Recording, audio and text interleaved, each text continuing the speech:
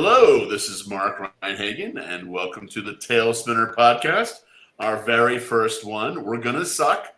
That is to be expected, but we're going to push through because, we're excited about doing this, and we're going to make it happen no matter how badly we suck.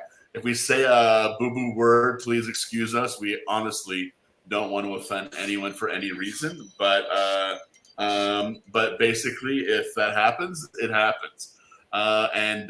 We'll take it out of the final version. This is the live stream. Anyway, we have a very special guest today. It's John Gamble, who's been one of the leading lights and organizers of the company for a while now. And he's a very experienced storyteller and gamer, and has a new product out, not from us, but from the company, which he's very excited to talk about. And so we're really wonderful to have him here today with us. Thank you for coming, John. Yeah, how's it going? And then also have my co-hosts, Joe Weinberg and Alicia Lee, who are the co-designers with me on our upcoming game, Fang Night. Well, everyone in the company has a hand in it, but we're the ones who meet every day and agonize over every single word. So let's start out. First of all, with wise words. 1 second.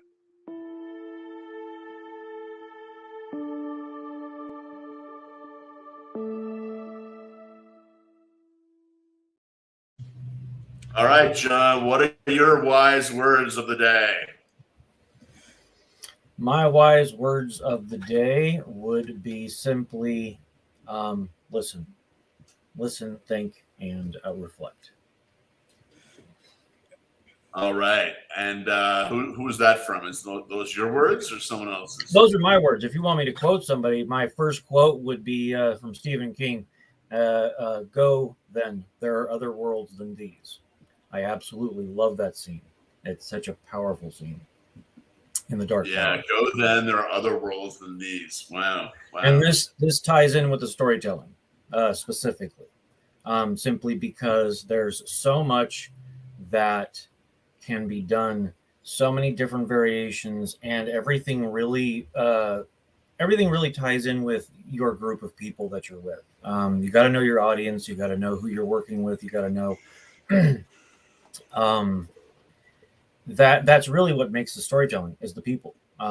If you're just sitting there talking to yourself, you're talking to yourself. There's nothing going on. But when you're sharing a story, it's really important that you get all those people involved. And so that's what comes to my mind, the first thing.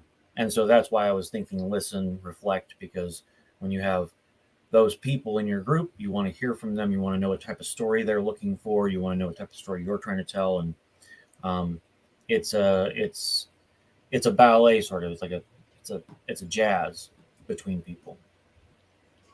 Nice. Yeah. Yeah, this is what I do love about role playing is I think of all the art forms out there. It's the most like jazz, right? Mm-hmm. There's nothing else that quite comes as close. Where basically you don't know when the table knows what's going to come next. And you're all sort of jamming your own internal tune and your own creativity, but yet somehow you're trying to come together and create something beautiful. And sometimes it doesn't work out, right? Sometimes it's terrible. Sometimes it's like punk rock meets Disney. Yeah. And even if you're just jamming, you're not very good musicians. You know, it is like punk rock, right? Bad musicians who don't know what they're doing, but sometimes it can still be beautiful, even though you're not musicians and you're just really jamming up there. And then other times, it's not about the skill; it's about the passion. Yeah, and then other times, if you're all really good, it can create something, seminal and beautiful, like a Critical Role can get sometimes, right? And hopefully everyone out there has seen this, have that experience. So yeah, I love that. I love that metaphor. Also, that metaphor and that way of thinking really helps focus on what I think is one of the key ideas anytime you're role playing, which is that it's a group effort. It's not you versus them. Anytime you have a setup where it's the storyteller versus the players, I think that's a bad model. But when everybody's on the same side, then it's the I'm presenting you with difficulties, but I'm rooting for you guys. You're the lead characters. You're the protagonists. Let's make something cool happen. I when I started storytelling, I noticed that I had a very set story in mind, and I learned through storytelling that I was very fixed in my story. I had it written very clearly, and basically, I was getting uh, criticism, not in a bad way, but I was getting criticism that, I have to be able to let the players live. They have to be able to do what they want to do. And so it was a process initially of me learning how to do that, how to let the players play the game and be themselves, and let them ruin the story. If they want to ruin my story, then they ruin my story. And I just, and that's where the jazz really comes into play, because in the beginning I was a little lost with that, but then I realized, you know what, you just have these, like, with me, it's just scenes, and it's ideas, and it's situations, and then whatever happens, and there we go. But definitely a group effort. Yeah, I think that railroading is something that a lot of sort of early or first timer game masters, it's kind of an accident. I don't think everybody intends to do it, but you want to be prepared that first game. You're up and you want your players to really like it, and you invest in this story and this whole layout, and then only to find that they might want to play a different kind of story, or maybe they built their characters around a whole different type of concept.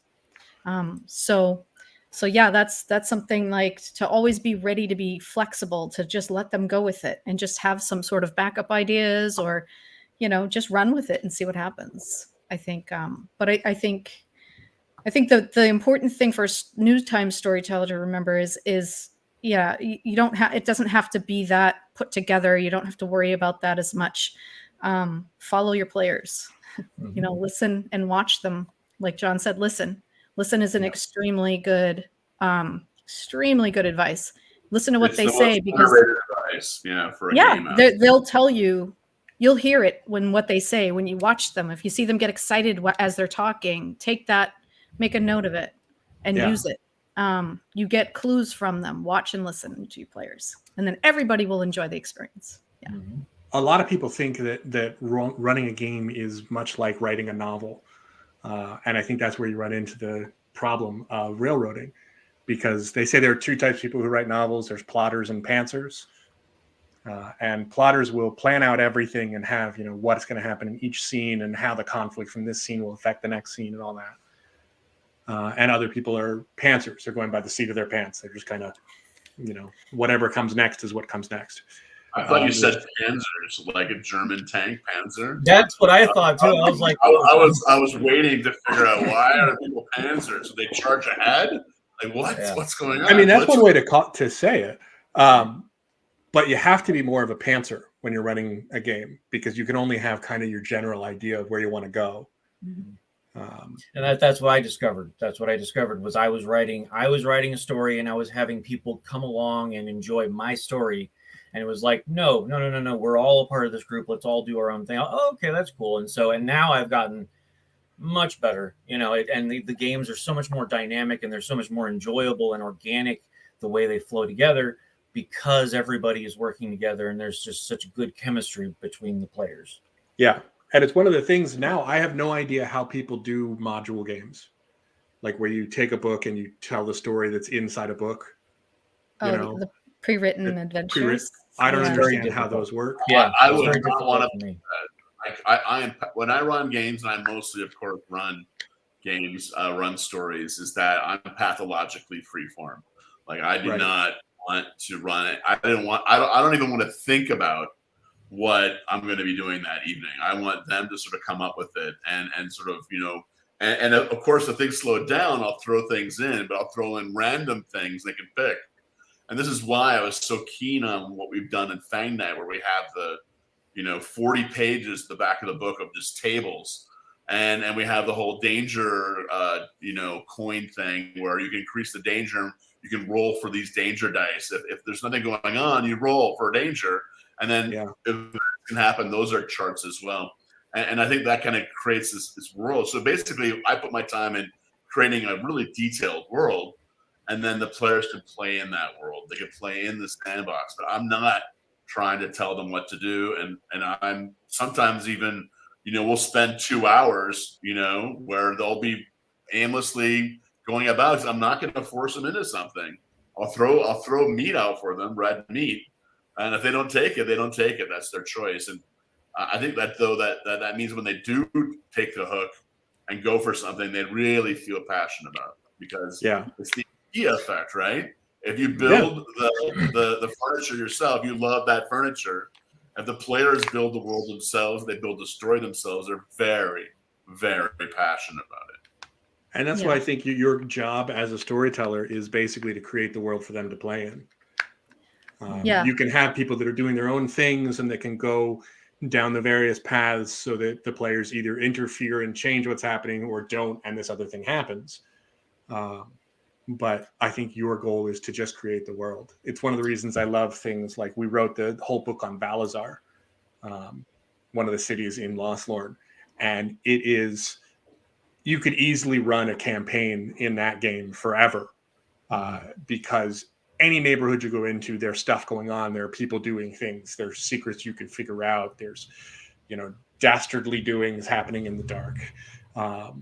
But it's not here is the plot going from point A to point B. It's here's this huge world with all kinds of stuff in it, and you guys do what you want. Yeah. There's just a few flavor story hooks in there so that you can take that and do with it what you will. It doesn't tell you what the outcome's going to be. So you decide that, your players decide that. That's the beauty of it is people really only need a hook. They only need a concept, an idea. And then you pretty much know, or let the dice. If you're the type of person you want to let the dice decide, let the dice decide. That's what they're for. Sometimes you're like, well, but Valazar I think it's going to be great. So actually, Valazar, John, you were working. You were one of the big writers who did a lot on Bloodstone. And, yes. How did the whole railroading thing play into that, and the way you and the team designed it to sort of be a setting rather than a story? Yeah. So basically, we designed it in such a way that there's three books actually. There's the players. There's the players. The Gazetteer. Excuse me. I'm sorry, it's been a little bit. There's the Gazetteer, and then there's the Cyclopedia. And then there's the third book, which is just the extra stuff, a little bit. And it has it's an expansion, and it has the whole bit on the Iron Knights. And so the whole thing with the Gazetteer and the Cyclopedia, the way we have it set up, it's not telling a direct story in as much as it's giving the entire setting of the way everything has played out. We have a timeline, we have history, we have the people, we have the city set up, well, city, and then all the different areas. And as far as railroading goes, that can always happen. It really doesn't matter who the storyteller is. You could have something really way open-ended and you could still end up railroading. But this is set up in such a way that it's very difficult for that to happen. There's so many different options. There's so many different things that can happen. And ultimately, everything all goes back to the Blood Rose. It all goes back to that. You don't have to go there. You never have to. You could always stay in the Blight Fens. You could go into the Bone Dust Dunes. But ultimately, if you're really going to follow the major plot, you're going to eventually want to get into that. You're going to want to see the Countess. You're going to want to get into all that. So, Baroness, excuse me. It's been a little while. But Bloodstone Isle, and that's like basically vampires versus pirates, right? Exactly. Isn't that a fun thing? Who doesn't love that? I remember me and my friend, we had this joke that we ended up making it into a part of it, which is the Sanguineers. We were just like, we got these vampires that are pirates, and it's just so almost cliche. And we were like, let's do it. Let's just do it. It's gonna be great. I mean, it appeals to me. I wish I'd worked on it. Me too. It sounds. I want to know where the third book is, because I have. It's I have these. Oh, Oh, Yeah. wow. Yeah. Yeah, Wow. there they are. hang on. Uh, So And they this came is- with this neat little storyteller screen. yeah. I so- have the so books. Yeah. This is the third one. This Yes. is Why This didn't I is get the- that one? this is the Covenant of Bloodstone Isle. It's the extra. Well, why didn't So I get good. that one? Yeah. And a map. The map is question. I'll try to get amazing. you one, Joe. Yeah. I supported the Kickstarter and all that. I thought I had everything that needed to be done. You'll get one. I don't know what that's all We'll about. find you one. Awesome. Yeah, the map is Yeah. it's almost it's like a big like turtle shaped island. It's so cool. That is the coolest thing. Yeah. Yeah. Bloodstone Isle being, you look down at it and it's a giant turtle is super Yeah. cool. You gave away the secret. Well, I It's mean, really not a secret. It's so obvious. it looks. You look at the map Well, and it you're would like, be oh, kind of secretive to the people who lived there. yeah. They don't have a map. Yeah, they don't have a map. Yeah, Yeah. yeah. And That we is forget one, that that- is one problem. Is you look at the map and I went around to all my kids and their friends. Does this look like anything to you? And they go, sea turtle. I go, really? Is that easy? Yes. Yeah. Don't be stupid, Dad. Okay. But because the original concept of Bloodstone Isle was that it kind of moves through the Tempest Yes. and connects to the different worlds. Mhm. I always so love that. in the multiverse of D&D, you can basically have this show up in any world you want. And thus it can bring people back and forth from the multiverse as a way you can bring your characters to Lost. Yeah. And there's no direct correlation. But again, I really, really love the whole concept and tying in again, just because I'm a total Stephen King fan, the whole go then there are other worlds than these, right? What does Bloodstone Isle do? It goes to all these different worlds, and it's this giant turtle, which is, well, that's Maturin. That's Maturin, the Beam Guardian, and I just love the Beam Guardian. So it's like all that stuff is just a lot of there's so much that you can take and manipulate into all these other things, and it's just so awesome. And So it's that there's whole other idea things. of the world on the back of a turtle. Yes, And exactly. I've got you with turtles all the way down. All the way lore, down. Yeah. Legends of that. Yeah. Yeah, the- there's layers of meaning and references and tropes tied into that. So it Yeah. has a real thing. We Yeah. specifically with Lost Thorn in general, we specifically want to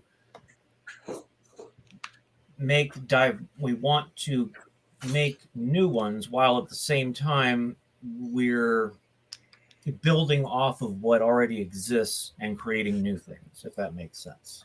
Yeah. A lot of trying out old tropes and either reinventing them or subverting them. Yes. Yeah. And I creating think new what's ones like Vampire Pirates, which Gaming Fix apparently really Mhm. likes. Yeah. I think one of the things that's interesting about Bloodstone Isle is I think most games work up to there's other worlds. We jumped right into that. We're just Yeah. saying, yes, there are other worlds right off the bat.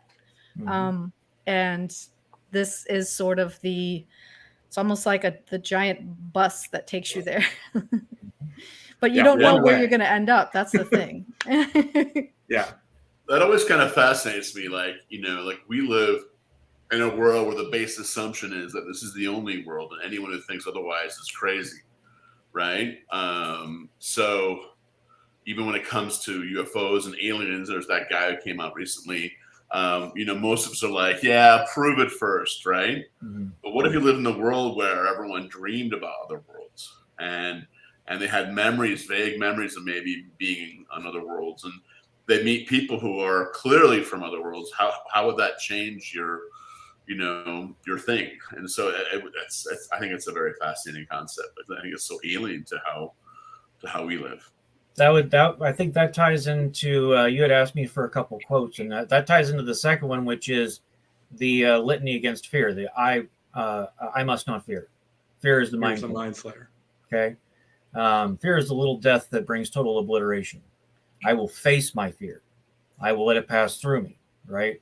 It's this whole thing, and in the end, I will remain. And so it's the same thing. If you're in this situation where there are literally an infinite amount of possibilities, when there's just then I mean, it can be so overwhelming and daunting. So naturally, one has to be sure of themselves. They have to be grounded, even if they don't know themselves entirely. That's part of the process, is learning yourself, who you are. You got to know those core principles that you can stand upon within yourself, so that when you are facing the unknown and you are terrified, you have something to hold on to and you're not swept away by it. And that's what's so important. That's what's so great about it, because there's so many different options. There's so many things. There's so many tales you can tell, and different ways in which you can go about these journeys of personal and spiritual and just straight up treasure hunting, whatever. It doesn't matter. It could be whatever you want. Yeah. In a universe of infinite possibilities, any possibility, no matter how improbable, must occur. Yeah. By the way, I was super excited the other day looking at some of the various chats within our company. Somebody started quoting Dune, and it made me very excited. Okay, yeah.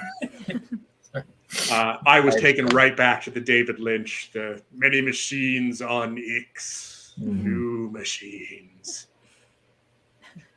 I think I've seen that movie more than any other movie I've ever seen. So I am going to say that movie is a work of art, but that's about it. It really doesn't have much to do with the book.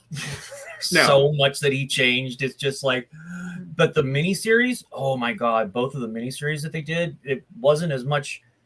They didn't have a lot of funding, but wow, they did a good job. And I'm so happy with this new movie that they did. I'm so looking forward to the second. Yeah, I felt like the miniseries was much more true to the book, and the movie was much more true to the spirit of the book. Yeah. But yeah. I'm excited about the new one. Yeah. We do get comments from people watching. We have one from Gaming Fix, Vampire Pirates. Sweet. I wonder how they're getting that comment, but we are. Yeah. Is that Vampire Pirates? They're the Sanguineers. Yeah. Yep. One of the things that I really like about Lost Lorn is also, it's the same thing when I was a kid that I loved about Ravenloft. Was this idea, because in Ravenloft it was the mist comes for you and it takes you into this separate world, and that kind of happens with Lost Lorn too, only a much larger scale, because it's the fog at sea comes and takes your entire ship, and I just really like the idea of, it's like the world we've created kind of protrudes onto other worlds and steals things.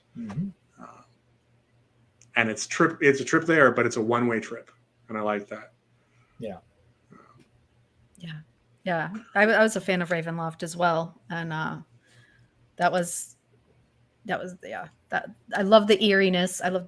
I'm a horror fan anyway. Of course, I love Vampire the Masquerade. So all of those things, anything that incorporates those old school monsters. That's a good game, huh? Yeah. I've heard of that game. That's a pretty good one. Yeah. Did you hear that? I can't help but be a jackass. Can't remember who the creator was though. I put it right down under my name, right? Trying to remind people I exist. No, I'm still here. But Ravenloft was, for me at least, Ravenloft was my stepping stone to Vampire. Yeah, because Ravenloft was, I didn't know you could do horror in role playing. And then somebody went, hey, there's this new game. It's called Vampire. Well, for me, it was called Cthulhu. I mean, I played first edition, and for me, it was like, but I was a huge Chaosium fan. We played RuneQuest. I played RuneQuest before I played Call of Cthulhu, like first edition RuneQuest. With the for me, that was more important than D&D in many ways. I played D&D in high school, and then didn't really play it again until recently, actually, with 5th edition. So horror works very, very well with role playing for some reason. I think role playing and horror go together beautifully. And even if you don't have a strong horror element, if you run your D&D dungeon adventures with a horror-like vibe where characters can die, it takes what could be an average experience and dials it to 10, right? Yeah. And if you do a dungeon type thing, like people always go, "Oh, dungeon crawling is so dumb." Well, not if you play it like the way they do in the old school Renaissance, where they play it where you really can die and the game master will kill you, and then suddenly it becomes very much a heightened experience.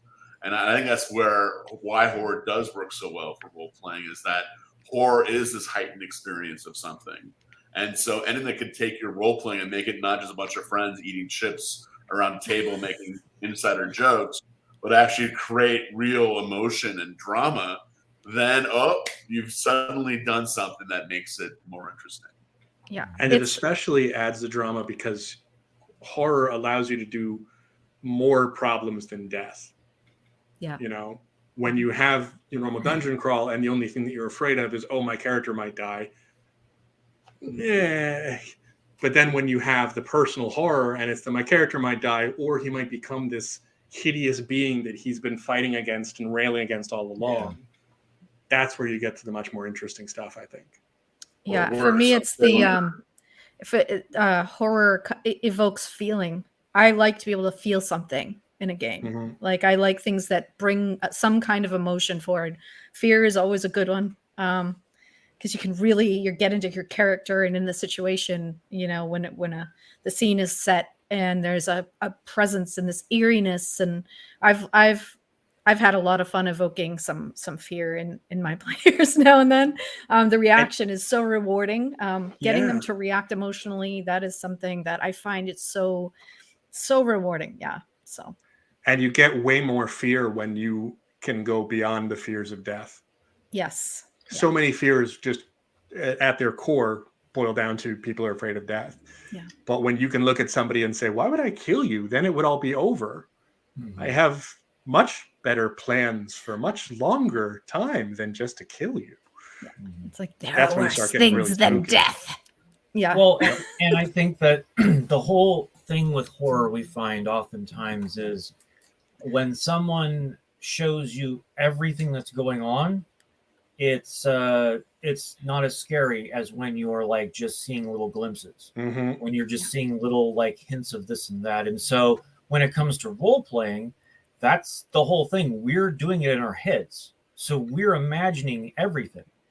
And I mean, obviously there's books that have pictures and things like that to give us some ideas to what we're talking about. But otherwise, it's us imagining. And that's why I think horror lends itself so well to role playing, because it's something that is conducive for it. It's natural.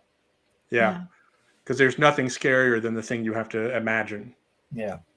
Right. And that's welcome, Sebastian. We have made a comment. Plus, as an author or game master, horror is natural to the medium. It isn't what you describe. It's about the mystery and what you don't explicitly describe.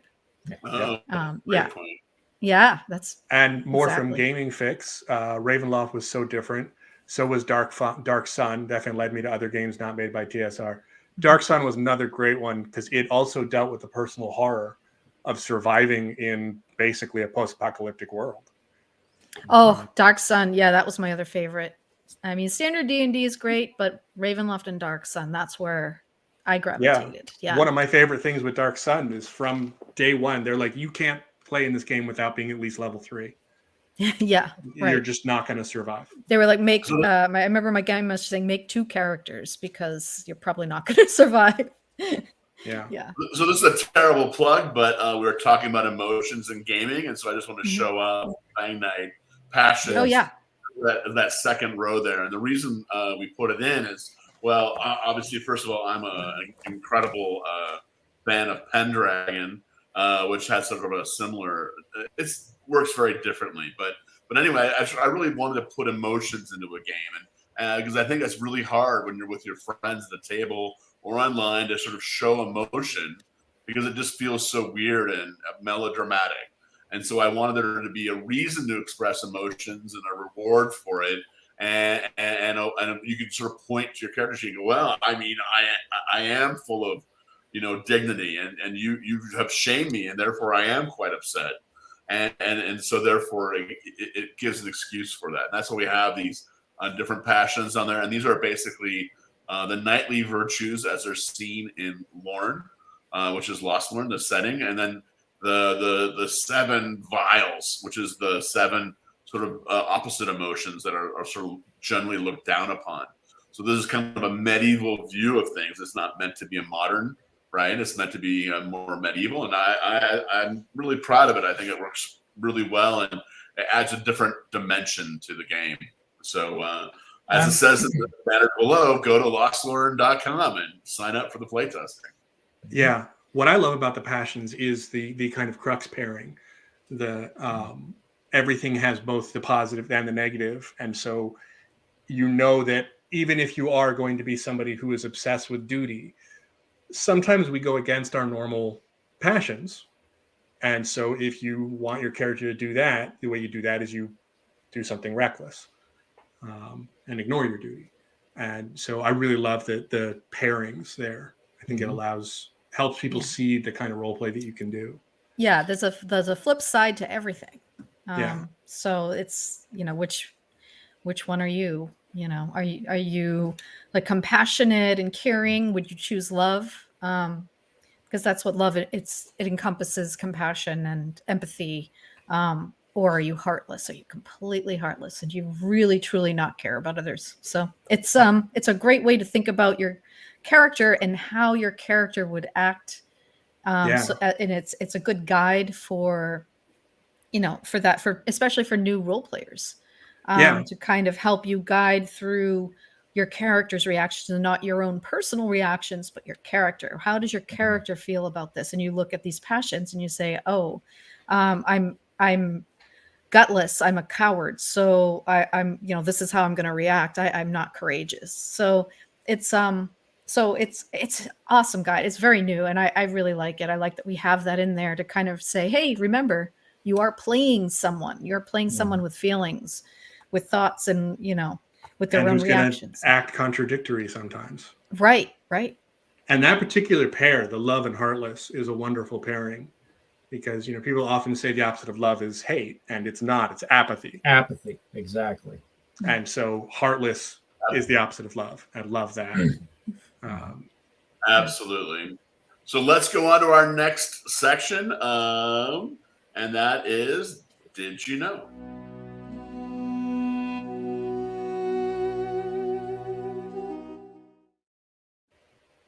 All right, John, what do you have for What Did You Know? You were talking about one other day, you realize when it comes to storytelling and trying to do good storytelling, you have to fudge your own results. Ah, yes. Okay. Yeah. So yeah, like, again, when I first started storytelling, I was very, literal with the rules, the way everything is set up. And perfect example, I had somebody, I was doing some game a long time ago, just decided to have them roll, and their character didn't make it. Like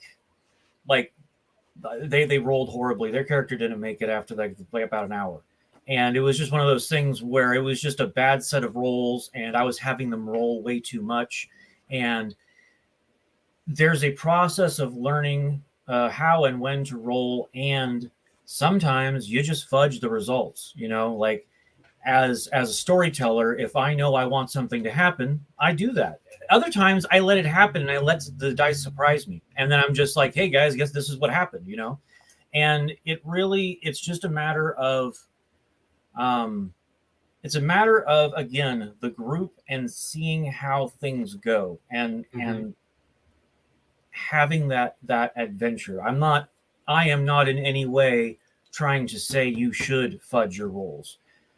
I'm just saying that you need to have that freedom to be able to adjust as the storyteller. The dice work for you. You don't work for the dice. Okay. And so if the dice are there to, like, my personal philosophy. I know some people really love crunchy, and that's cool. That's cool. My personal philosophy is the rules are there to help the story move along. Okay. And that's the only reason why the rules are there. Yep. Otherwise, it's just kids saying, bang, bang, I hit you. No, you didn't. My shields are up, and it's like, well, no, I have a character sheet, right? And I have these rules that tell me that this and this and this and this. And so that's why sometimes don't listen to the dice. If your outcome is better than that, then don't listen to it. Trust your instincts in telling the story. But don't railroad the story. Don't make it to where, like, people's roles don't matter and things like that. There definitely has to be that chance and that opportunity for the unexpected. Right. And it's very important. One thing that a lot of people will do, because a lot of people will feel very anxious about that exact statement, that, you know, fudge the dice. But if you fudge the results, not the dice, sometimes you get things much better. Oh, that's what I mean. Yeah. Well, like if somebody's searching for something and they fail the roll to search it, but you really want them to find it, sure, let them find it, but then have some consequence of their failure. And I think that that's one of the keys to do is you let the dice make the decision in the sense of, is this a good thing? Is it a bad thing? But you're serving the story first.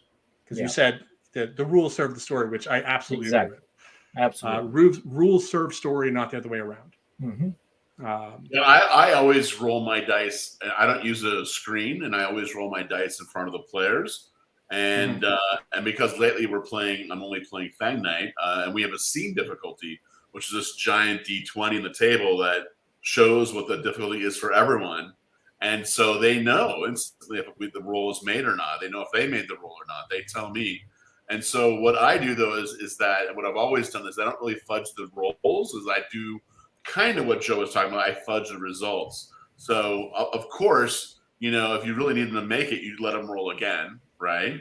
You just find an excuse to let someone else search, right? Or you have the bad thing happen and then they got to make rolls to get out of it. And so you basically have the dice be real, but very acutely felt. But you sort of are fudging how you make things pile up all after that, right? Yeah. So, but fudging is definitely part of the game. My thing is I don't want my players to ever think I'm fudging, because then they're pulled out of immersion, right? And they don't really enjoy the game as much. So, you know, that's where you got to develop a poker face. You got to have a poker face. Yeah. Poker face is good. Also, having a separate thing that's affected. Recently, in the game that I'm running, my players had to escape from a ship as it was being destroyed, and they were trying to loot it as they went. And rather than have it be, okay, roll for search, and then it'll be whether or not you find something, it was just a question of how long does it take you to find stuff. Yeah. Oh, yeah. And so they then had to decide, okay, do we have the time to keep looking for stuff? Because otherwise this ship's going to disintegrate around us.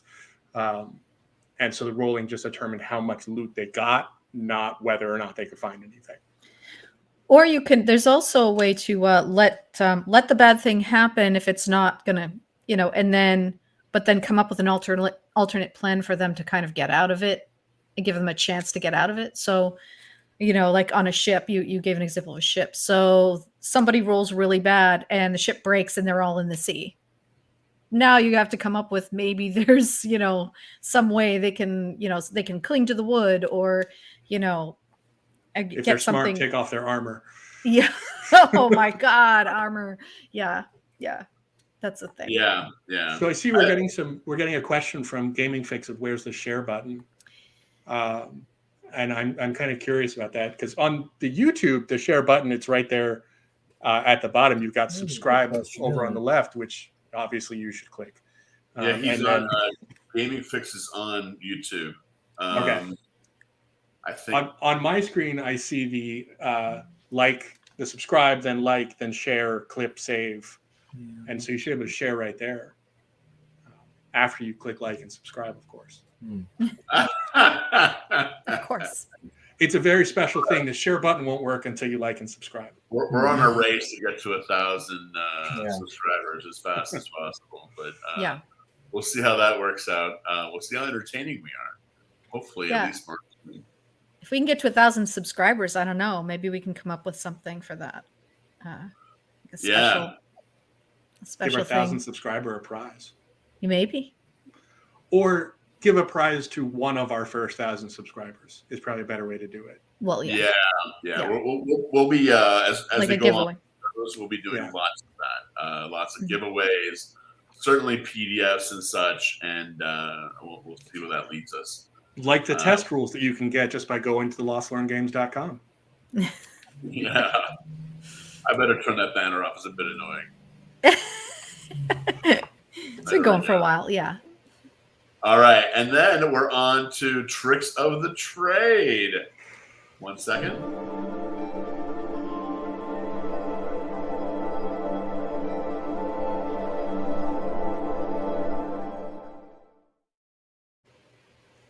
All right, John, what is your favorite trick you use in storytelling to be a master TaleSpinner? Your tidbit of advice. Tidbit of advice, but I've already given so much. Basically, of my tricks. You talked about knowing your audience. Yeah, and I already kind of got into that. It's kind of started out with that. It's again, it is a shared experience. And when you, Joe said it's not the storyteller versus the gamers, right? If you have that mentality, it's not going to be an enjoyable experience. It's going to be a competitive and frustrating experience. There's going to be a lot of looking over rules and making sure this and this and this and this, and it's going to be annoying. Right. Knowing your audience and coming from the right perspective of that sharing a story is the most important thing. Now, one thing I do, for instance, this is a trick that I do, very effective, very useful. When I begin a campaign, I make it clear. I make a little statement, and I basically say, we're going to respect each other. We're going to respect each other's pronouns. We're going to respect each other's orientation. We're going to respect each other's whatever. If somebody says something that sets us the wrong way, we're going to presume that it was done by accident. We're going to talk about it. We're going to be open about it. We're going to discuss it, and then we're going to move forward. I also check everybody and make sure that nobody's an edgelord, right? And usually by giving these disclaimers before the game begins, I usually am able to weed them out, like just through basic conversation. Just, I usually set a game up and I have the server going for at least 2 or 3 weeks before I run the game. That way I have plenty of time to talk and kind of get to know them. And then, you're gone. You don't, make sure you have a good, healthy group. And that's very, very important to have a very healthy group. You don't want any toxicity. You don't want people who are just going to be causing problems. So that is a very important thing. And my trick in that regard is to be very open and direct right in the front, friendly but still very direct, and not to be afraid to confront them. You have to be able to just say, hey, bro, you're gone. This is not appropriate. And, you need to get out. So let's talk about that a little more directly. You said make sure there are no edgelords. Just in case someone doesn't know, how are we defining edgelord? I don't know what the exact definition is, but it's essentially someone who's doing something to get a response out of everyone else. It's somebody who's specifically trying to be edgy. They're trying to do something to make other people really uncomfortable. And therefore, typically, whatever it is they're doing is uncomfortable and no one else is enjoying it. And it's typically something that's rather taboo or inappropriate or morally repugnant, things like that. And and that's another thing. That's a big thing. They're trying to be provocative. When I run a game, I make sure everybody understands that karma exists in my world. And that way, those people who are edgelords also know you will suffer righteous indignation, whatever. If they mess up, they're gonna get it. So it's one of those things where I really make sure people understand we need to be peaceful, we need to be respectful, and I just don't tolerate it. I make sure that it's a healthy situation. One thing I'll say about that is I think it's very important to not tolerate we're trying to be purposely provocative and to offend people, but not to weed out as you're doing that the people who are just honestly trying to get at something unique and different with their character or ask questions that they're interested in and maybe they didn't mean to be hurt someone, right? Right. And that can be kind of tricky. Obviously sometimes when usually if it happens more than twice, it's like, well, then you clearly have a problem. This is why our game system has the knock rule, right? Yeah. And that's a great way to weed out people, because if someone knocks, that means you stop and you check your what you yourself. just did. They're staring at you, and if someone is like, "What? Me? What did I do?" Like, come on, you know what you did, right? Yeah. And so if someone does that, you kind of know they're playing. They're being deliberately provocative, and you don't want deliberately provocative. Accidentally provocative, no problem. Deliberately provocative. Yeah, that's enough. And I think our knock rule is going to be really good. I think that's something that it doesn't, that way it's not really interrupting. It's not too intrusive to the game or the group as a whole. It's not somebody just like suddenly flinking accusations. It's just suddenly, which does like draw everybody's attention. You just knock on the table and people are going, okay. But everybody ahead of time knows what that means. It means like somebody's got an issue with what just happened or what was just said. And you just bring it back. And there's when a group gets used to doing that, somebody knocked, you just like move on. You don't even have to address it. You could just change direction, move forward. It's done. It's resolved, and everybody's good. Yeah. I've actually found like usually when that happens, I also prefer to have them discuss it with me, just like, because this is the thing, I'm not in a group of people who are actually sitting around. I'm online, so they're able to send me a private message, and then I can handle that right then and just like, we know what happened, but everybody knows something was just said, and I'm dealing with it, right? And so in the same way, the knock rule, you want to make sure everybody knows, and that way they can move forward. I was simply mentioning sometimes it's helpful so that it's not screwing with the tempo of the game, to deal with those things to the side. But when you're sitting in a group of people, like you're literally at the table, you can't do that. You've got to stop. You've got to talk about it. You've got to discuss it real quick. And that's healthy. It's a very important thing to do, because otherwise people don't know what happened, and they might make the same mistake again, Yeah. It allows you to set up that atmosphere of collaboration with everybody. Yeah. My core number one, the rule 0 is this is a game, and games are supposed to be fun. Yep. They're supposed to be fun for everybody. And so your number one responsibility is to make sure you're not stopping other people from having fun. Right. And that way we can all have fun together. You're not there to traumatize your players. You're there. Right. Everybody's building this adventure together. They're writing the story together, so to speak. Like, we love to lean into story. And that's part of it is, good. Mark brought up the hand gestures. So we've got a variety of hand gestures that I think. The knock rule. Yes, the knock rule is on there. Absolutely.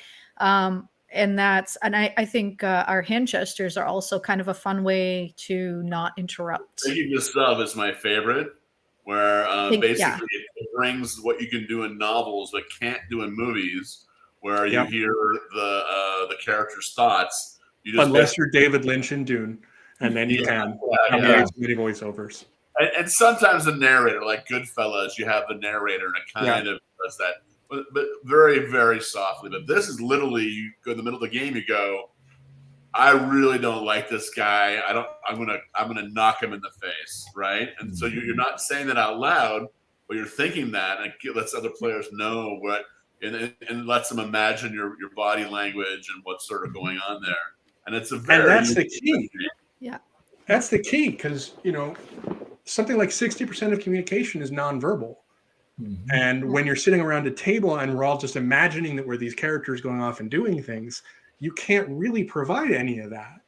Yeah. But if you do the thinking to self, you allow other people to use then their imaginations to put in that posturing and the tone of voice and the way that you're standing and the glare and all that kind of stuff. Mm-hmm. Like, I started doing that with my players, and they just love it. They love being able to have a conversation with somebody and just be like, I don't trust this guy at all, while they're smiling and nodding and all that. Yeah. And then there's also the we've all been there when people speak out of character, and you're like, do you say that? Does your character say that? Yeah. So we have a gesture, the sort of thought bubble, like blah, blah, blah, blah, blah. And so you can't say you said it in character, because you end up with the GM being like, listen, if you're going to say it, then you said it. And some people like, they forget and they say something out of character and they're like, that's not what my character said. And then they get them in all kinds of trouble. And it's kind of like, then you have an argument. And I'm So always very this way, strict about that. yeah. Yep. Because I really don't want to. It's just so hard for me to guess when they're in and when they're out. And so it's like, hey, you got to do this, otherwise I'm going to consider that you actually said that. Because how else would I know, right? I have to guess. It's just too hard with all the other jobs I'm doing at the same time. As the and once you introduce these kinds of hand gestures, you can really do that, because you can say, and if you didn't do this or whatever it is you're doing for the out of character, if you didn't do that, your character just said that. Yeah, they blurted it out. Yeah. And after you catch them doing that once or twice, they start remembering. Yeah. And, obviously this is not a new thing. You can see this all the time, especially like if you look at the earlier seasons of Critical Role, they will constantly make these kind of references, and somebody will say something about the modern day, and one of the other players will respond with confusion. Yeah. Somebody be like, what's a cell phone? It's awesome. And it's great because it keeps them all in the moment. And it's like a very, subtle jab to your friend of like, you shouldn't be. I've actually done that a few times. Like I've had a couple, I've made, because they said stupid things or whatever, and it's just irritated me or whatever. I'll have like NPCs in the game be like, what is it that you're talking about? I don't really get it. And then everybody like laughs at them because they're like, what are you talking about? Like, Yeah, that is a fun thing to do. All right, let's go on and do our final segment, Storyworthy.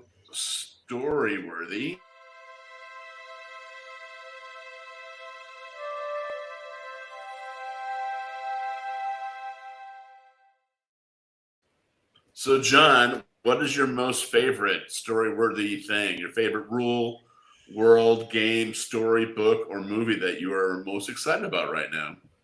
Well, actually, before we get into that, I do remember you have a new book out from Mainstream Press. Media Stream Press. Yeah. Matter of fact, I have it. So. Yeah, we just came up with. We're having this book was just published a little bit ago, and we're also going to be doing. Hold it closer. Demon Age. Put it in front of your face. There you go. Sorry, my computer's really. Mansion in the Multiverse. Yeah. Interesting. Yep. That one was done just a little bit ago, and we have another one coming to Kickstarter. I think the end of this month or next month, and that's Demon Age. But and so I am excited about that. But I'm also, to be honest, more excited about Fang Night. My favorite setting, my favorite game is the World of Darkness. It always has been. It always will be. I don't think that's going to change because I'm an old dog now and I don't learn new tricks. But with that being said, I love that game. And because I love that game, or I shouldn't say that it won't change, but this Lost Lorn is like the next evolution in that. Okay. It's one of those things that Fang Night is the next step in Vampire. Vampire for the World of Darkness is kind of, there are only so many things you can do with it. With Lost Lorn, you have different birthrights, you have different like lineages and things like that you can utilize. And being a part of the Fang Night team, seeing how things are being built, there is so much complexity and so many different options that it really allows for essentially different species of vampires, basically, as far as I understand. I mean, I'm saying that wrong, but there's just so many different options for the way in which you can express this. And this is going to be the same way it goes with the following consecutive books. There's just so much opportunity and so much diversity in the way that you can do this. So that's why I'm more excited about Fang Night, because it's along that same vein. Well, now our viewers know how I stacked for our first interview. So please give us a pass. It's our first one. But yeah, we are all pretty darn excited about Fang Night. Very. Do sign up for your free playtest copy, which we'll be sending out another one pretty soon. Just not the whole book. We can't do the whole book anymore because it's done. But if we gave it away for Rough free, draft. Yeah, we're gonna. It's a rough draft. Well, not that rough, but still it's fairly kind of rough. I don't know. We'll see. We're working on it. Every day we do more polishing and more Every day. So. Yeah, we're probably a good 20 or 30 versions in at this point. I don't know if we should call it a rough draft. They call it a nearly finished. Yeah. An imperfect close final is what I would call it. Yeah. Yes. Gaming Fix mentioned that the setting is deep, and it's one of my favorite thing about this is it seems like no matter how deep you go, there's always more. We've got all this stuff with all these cities. We've got the Abysma. We've got literally hell way down below. You've got the star courts. You've got moons, and all this stuff. And yet, I feel like we've seen maybe 5% of the world. Yeah, it's a variety of belief systems, and it's we don't. You can go like in so many directions with the world. That's what I like is that like what is true. Everybody's kind of trying to find out the truth. There are so many different theories on what the truth of this world is, what exists, what doesn't, what's real, what's not. What is so it's what's the final truth, right? That's sort of the whole mystery, because we've spent actually years and years now creating the setting ahead of time before our first publication. Unlike the World of Darkness, we kind of know what the mysteries are and what the answers are and sort of the deep questions. And so as we roll out this world step by step, game by game, there will be these mysteries that can be answered and solved, one by one in a way that's something that we never could with World of Darkness, because first of all, it was my first mega world. I didn't realize how important that was. And secondly, we didn't have the run-up time. We've had years to figure this stuff out, which is really useful because in world design, which we'll be getting into in one of our future ones, kill your darlings is the key thing in world design. You have to be able to, people tend to, when they create a world, they sort of get something they like, and then that's part of the world. My world's done. I figured that out already. No. Like with world design, you have to be willing to throw away key concepts so you can get something new in. And it drives people crazy, honestly. People get crazy when I do this, but I'll radically change everything just to get to a better idea. It's true, he does. And one of the great things that comes out of this, though, also is we have a sense of history, because we could release a game that's set 5,000 years in the past of when we're currently running things in Lost Lore, and we know what that world looks like. Mm-hmm. Yeah. And we can imagine what this world will look like 5,000 years in the future. And, there's all of this. We're not stuck in the same technology. We're not having medieval technology for the next 600 years. We're right at that age because right now, Fang Night is right at the cusp of the Industrial Revolution. It's not a world in stasis. Yeah. And the big advantage we've had is that we actually have had over 70 people now working on the world over the last years, right? And so there's something about a collaborative world that has someone guiding it, but everyone's ideas come in. That makes it so much more detailed and involved. The fact that we have, thousands of docs on the world, that we have hundreds of pages of just Valazar, the section of Lost Lore written. There's already, I believe, more words written about this, source material, than probably any other role-playing world ever created. And it's close to even Tolkien, just because of the amount of time. We have a history of philosophy in this world already. Yeah. And not only that, but we also have an international team.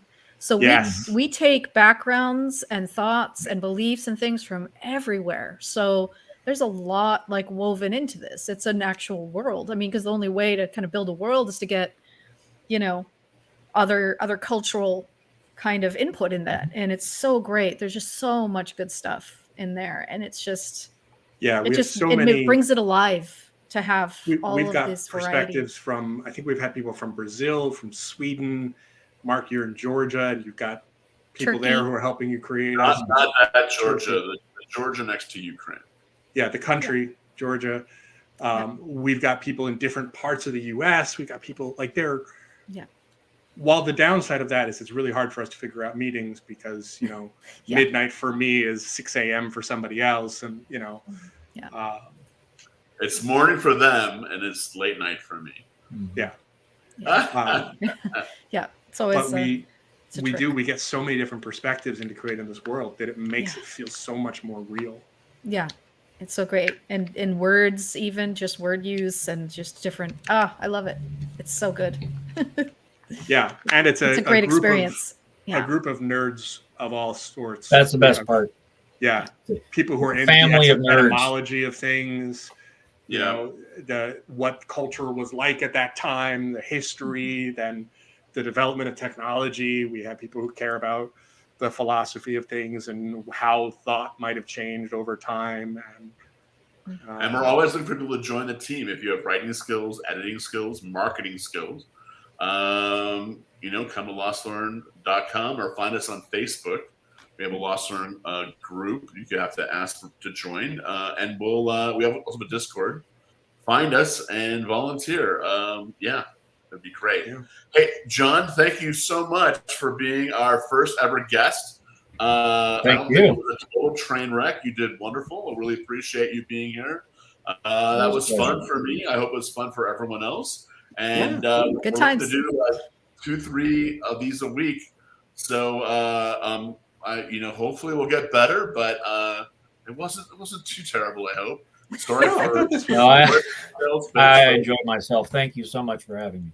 Oh, good. And I'm looking forward to being able to do stuff where we can like create rules and ideas and have people in the chat go ahead and make suggestions. That is where it's going to get really fun, where we can actually do, you know, basically creating worlds, creating stories, and creating game rules live, and sort of showing people how it works. That really is our goal. Is like, and our niche is not only to sort of have a variety show kind of feel, but actually demonstrate like how it's done, like how we do it. At least maybe ours is not the right way, but at least how we do it, because it's sort of the and an interactive process, creative process too. If people give input and it's good, we'll run with it, or we might talk about it and consider it.